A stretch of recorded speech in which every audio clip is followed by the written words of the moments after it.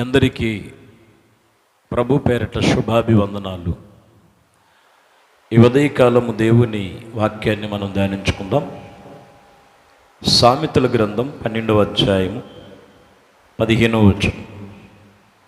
మూఢుల యొక్క మార్గము వాని దృష్టికి సరి అయినది, జ్ఞానుల యొక్క జ్ఞానము కలిగిన వాని ఆలోచన అంగీకరించును. చూడండి, మూఢత్వం, అవివేకతనం, వారి యొక్క మార్గములు వారి దృష్టికి సరి అయినదే అనుకోవచ్చు. జ్ఞానుల యొక్క జ్ఞానము కలిగిన ఆలోచన అంగీకరించబడిను. ఈరోజు వివేకమును గురించి మాట్లాడుతూ, వివేకము కలిగినటువంటి వారు చేయవలసినటువంటి, ఈరోజు మూర్ఖత్వంగా మూఢత్వంగా అన్నీ నాకు తెలుసు, నాకు అన్నీ తెలుసు, నేను గొప్ప చదువుకున్నాన్ని, మంచి ఉన్నత స్థితిలో ఉన్నానని కొంతమంది చూస్తే మూర్ఖంగా ప్రవర్తిస్తారు. ఈరోజు ప్రాముఖ్యముగా వివేకముతో నీవు ఉండాలి. వివేకం అంటే అది లోకంలో దొరికేది కాదు. దేవుడు వాక్యము జ్ఞానముతో కూడింది, వివేకముతో కూడింది. వాక్యము నీకు జ్ఞానం నేర్పించాలే కానీ మూర్ఖత్వం నేర్పించకూడదు. వాక్యం నేర్చుకుంటున్న నీవు మూర్ఖత్వంగా ప్రవర్తిస్తున్నావా? వాక్యం నేర్చుకుంటున్న నీవు వాక్యానుసరమైన జ్ఞానాన్ని నేర్చుకుంటున్నావా? అందువలన కొన్ని సూచనలు సూచిస్తున్నాయి బైబిల్. అదే సామెతల గ్రంథంలో 13వ అధ్యాయం 16వ వచనం.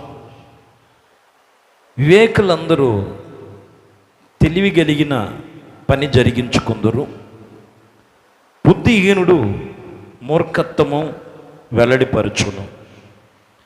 దేవుని సన్నిధిలో వివేకము కలిగిన వారు ఎప్పుడు కూడా తెలివి కలిగి తెలివికి సంబంధించిన పని జరిగిస్తారు.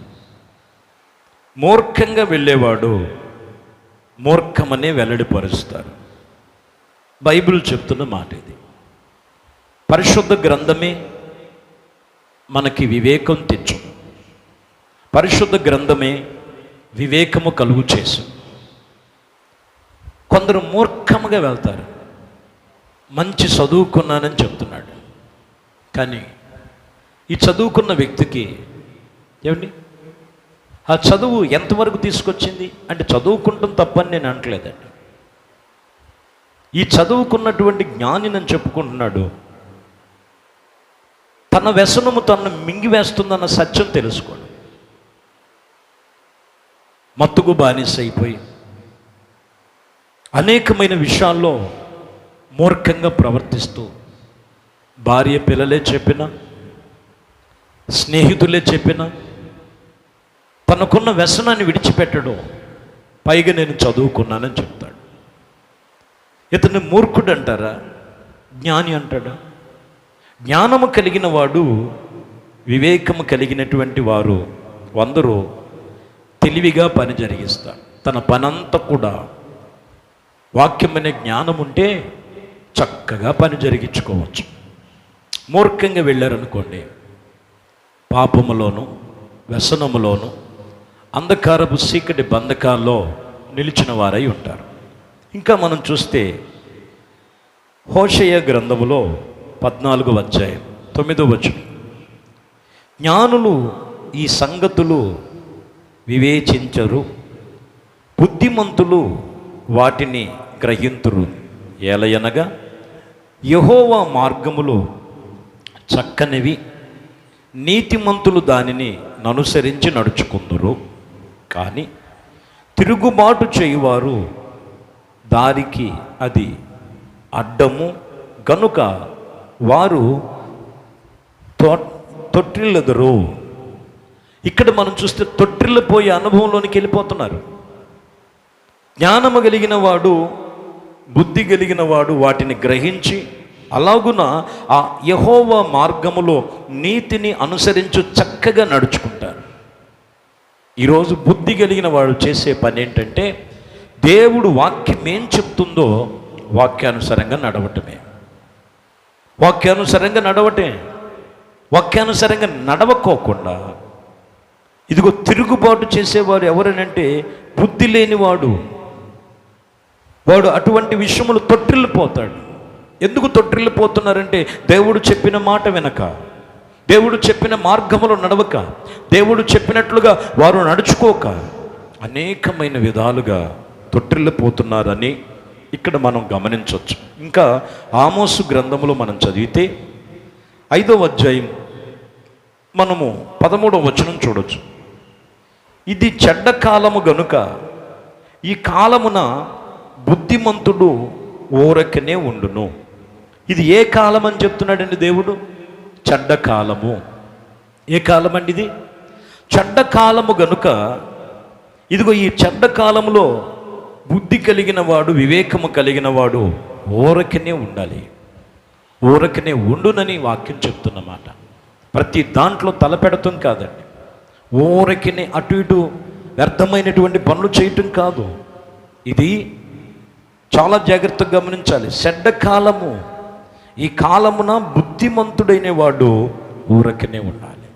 దేవుడు సన్నిధిలో నువ్వు నేర్చుకున్న వాక్యమనే బుద్ధి, వాక్యమనే జ్ఞానం అది నిన్ను ఊరకనిచ్చి ఏది పడితే అది కాదు, కానీ ప్రతి ఒక్కటి నువ్వు దేవుని సన్నిధిలో జ్ఞానముగా నడుచుకునటమే దేవుడు నీకు ఇచ్చినటువంటి ఈ కాలము. ఈ కాలం ఏ కాలం అంటే ఇది చెడ్డ కాలం అని రాయబడి ఉన్నది.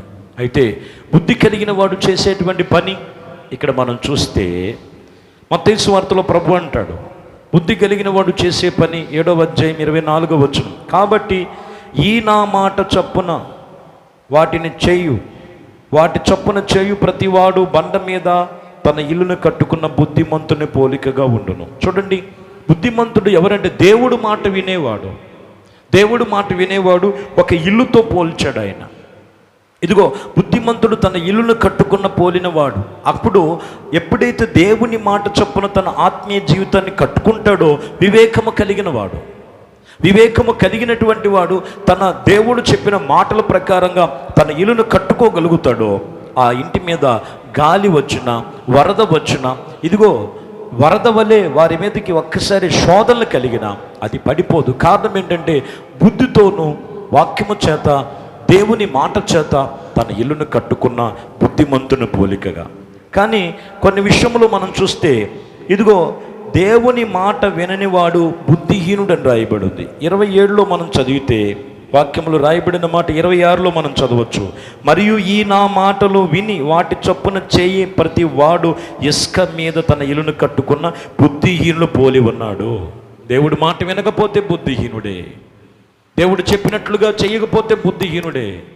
ఇదిగో నీ ఆలోచన మార్చుకో, నీ తలంపులు మార్చుకో, నీ క్రియలు మార్చుకో, నీ కొన్నటువంటి పాపములు, దోషములు విడిచిపెట్టి దేవుని మాట చొప్పున నడవమంటే నేను అలాగే చేస్తానన్నవాడు ఎవరంటే వివేకము లేనివాడు, బుద్ధిహీనుడు. ఇసుక మీద కట్టుకుంటున్నాడు. ఇసుక మీద కట్టబడింది, ఏదో ఒకరోజు పడిపోద్ది. చూడండి, ఇక్కడ వాన కురిసెను, వరద వచ్చెను, గాలి విసరగా ఆ ఇంటి మీద కొట్టగా అప్పుడు కూలి పడిపోను, దాని పాటు గొప్పది అని రాయబడి ఉంది. బుద్ధిహీనంగా ఇల్లు కట్టుకున్నాడు. ఈరోజు లోకమంతా కూడా మనం గమనించవచ్చు. బుద్ధిహీనమైన వాటి కోసం చూస్తున్నారు, కానీ బుద్ధి కలిగిన దేవుని మాటను అనుసరించినట్లయితే, బుద్ధి కలిగిన దేవుని మాట ప్రకారంగా నడుచుకోగలిగితే, ప్రియమైన దేవుని బిడ్డలారా, నీ ఇల్లు స్థిరపడును, దృఢపడును. ఏ శోధన వచ్చినా అది కదలదు. ఈరోజు చిన్నదానికి పెద్దదానికి కదిలిపోవటానికి కారణం ఏమండి? ఇక్కడ రాయబడిన మాట, ఇది చెడ్డ కాలములలో నువ్వు చేయవలసిన పని ఏంటో తెలుసండి. బుద్ధిమంతుడుగా నువ్వు ఉండాలంటే యేసయ్య మాట విను. యేసయ్య మాట విని నువ్వు చేయదలసినటువంటిది నువ్వు చేసి ఏం కలిగి ఉండాలండి? సిద్ధపాటు కలిగి ఉండాలి. పరిశుద్ధ గ్రంథములో రాయబడిన మాట మత్తయి సువార్త 25వ అధ్యాయం 1వ వచనంలో మనం చూస్తే, పరలోక రాజ్యము తమ దివిటీలు పట్టుకున్నటువంటి పెళ్లి కుమార్తెలను ఏమండి ఎదురైనటువంటి బయలుదేరినటువంటి 10 మంది కన్యకలు పోలి ఉన్నదని చెప్తున్నాడు పరలోక రాజ్యమును గురించి. ఇందులో రాయబడిన మాట 10 మందిలో 10 మంది కన్యకలు అన్నారు, కానీ 5 బుద్ధి కలిగిన వారు, 5 బుద్ధి లేనివారు. 5 బుద్ధి కలిగిన వారు, 5 బుద్ధి లేనివారు. వాక్యములో రాయబడిన మాట, వీరిలో 5 బుద్ధి లేనివారు, 5 బుద్ధి గలవారు. చూడండి, ఈ 5 బుద్ధి కలిగిన వారు ఎవరంటే సిద్ధపాటు కలిగిన వారు, దేవుడి వాక్యము చేత హెచ్చరించబడిన వారు, దేవుడి భయము కలిగిన వారు, దేవుడి వాక్యమనే జ్ఞానము చొప్పున నడుచుకున్నారు. అందువలన వాళ్ళ దివిటీలు వెలిగించుకోగలిగారు. ఈ 5 ఏమై ఉన్నారంటే తెలుసండి, ఎదుర్కొనటానికి బయలుదేరారు, కానీ సిద్ధపాటు లేదు, భయము లేదు, దేవునితో నిబంధన లేదు. ప్రియమైన దేవుని బిడ్డలారా, వాక్యం అనే సవరు లేదు. 13లోకి వచ్చేసరికి మనం చదవచ్చు, ఆ దినమున ఆ గడియను నీకు తెలియదు గనుక మెలకువగా ఉండండి. ఏం కలిగి ఉండాలండి? మెలకువ కలిగి ఉండాలి. ఈ రోజులు మనం ఆ దినం ఎప్పుడు వస్తుందో, ఆ గడియలు ఎప్పుడు వస్తాయో మీకు తెలియదు. ప్రతి ఒక్కరూ ఏ మెలకువ? బుద్ధి కలిగిన మెలకువ, వాక్యమును అనుసరించుకునే మెలకువ, దేవునితో నడుచుకునే మెలకువ, సంఘ సహవాసములో స్థిరపరచబడిన మెలకువ బుద్ధిమంతులు చేసే పని. బుద్ధిహీనులు ఏమైపోయారంటే కునికి నిద్రపోయారు. ప్రభు రానే వచ్చాడు. 5 దివిటీలు వెలిగినాయి, 5 దివిటీలు వెలగలేదు. వచ్చిన వారు వెళ్ళిపోయారు. ఇదిగో ఆ తర్వాత 5 సిద్ధపడితే ప్రయోజనం లేదు. ఈరోజు మనం గమనించాలి, దేవుని సన్నిధిలో వివేకము కలిగిన వారు ఎవరంటే సిద్ధపాటు కలిగిన వారు, మెలకువ కలిగిన వారు, దేవునితో తీర్మానం కలిగిన వారు. ఎందుకంటే అట్టి తీర్మానం నీలో రావాలి. వాక్యం చెప్తున్న మాట, ఈ కాలము ఇది చెడ్డ కాలము గనుక ఈ కాలములో నీవు బుద్ధితోనూ దేవుడు వాక్యమనే జ్ఞానముతో నిన్ను నీ కుటుంబాన్ని కట్టుకో. ప్రతి శోధనలు, ప్రతి కష్టములు, ప్రతి పరిస్థితుల్లోంచి దేవుడు విడిపించి పరిశుద్ధపరిచి ఆయన రాజ్యమునకు వారసులుగాను ఆయనతో నిబంధన చేసుకొని ఆయన కృపలో మనల్ని స్థిరపరచబడును గాక. ప్రార్థన. పరిశుద్ధుడా, ప్రేమ కలిగిన తండ్రి, దయగలిగిన మా ప్రభువా, అయ్యా మాలో ఎవరికైనా జ్ఞానము కొదువుగా ఉంటే మీ వాక్యమనే జ్ఞానము చేత మమ్మల్ని సరిచేసి, వాక్యమనే వివేకముతో మమ్మల్ని మేము నడుచుకొని మీ మాట చప్పున చేయటమే అది జ్ఞానము, మీ మాట చప్పున చేయటమే అది బుద్ధి, మీ మాట చప్పున చేయటమే ఇదిగోనైనా నా ప్రభువా అయ్యా మీరిచ్చినటువంటి గొప్ప జ్ఞానం. అట్టి వాక్యమనే జ్ఞానము చేత మమ్మల్ని మేము సరిచేసుకొని ఇదిగో నా ప్రభువా వ్యతిరేకముగా ఉన్న వాటిని విసర్జించి దేవుని యందు భయభక్తులతోనూ దేవునితో నిబంధన కలిగి మీ మాట చప్పున చేయు ప్రతివాడు తన ఇల్లుని బండ మీద ఉంచబడిన బుద్ధిమంతునితో పోల్చారు. అట్టి బుద్ధి జ్ఞానమును సిద్ధపాటు కలిగిన మనస్సు దయచేసి ప్రతి ఒక్కరూ మెలకువ కలిగి ఉండటానికి మీ కృపను అనుగ్రహించి పరిశుద్ధపరచమని యేసు క్రీస్తుది శ్రేష్టమైన నామమును ప్రార్థించి వేడుకొనుచున్నాము తండ్రి, ఆమేన్. ప్రభు మిమ్మల్ని దీవించి ఆశీర్వదించును.